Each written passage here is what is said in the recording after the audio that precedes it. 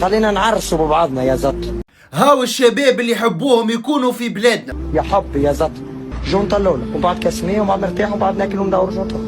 هذه الثمار اللي جنيتوها بالمسلسلات متاعكم وبالمساجات متاعكم اللي وصلتوهم لولادنا وللشباب متاعنا.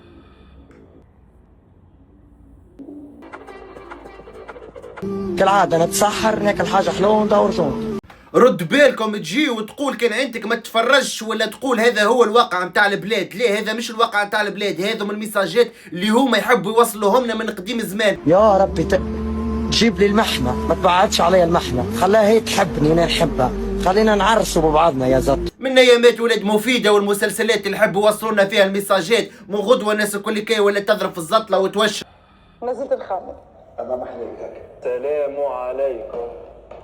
شنيا الجو والشيخات هذوما الكل؟ كيفاش الام وراجلها قاعدين يسكروا يدخل عليهم ولدهم ويقول لهم شنو الجو هذا وشنو الشيخات وكانه نورمال.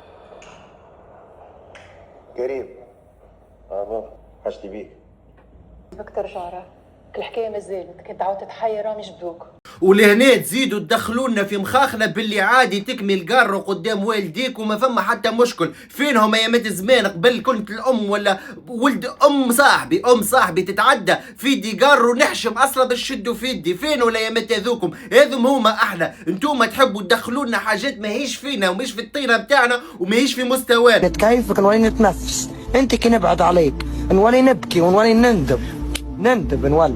انتوما المسؤولين على كل واحد يضيع وكل واحد يدخل في الدوامة هذه. حسبي الله ونعم الوكيل في كل واحد كان عنده يد باش يفزد ولادنا وشباب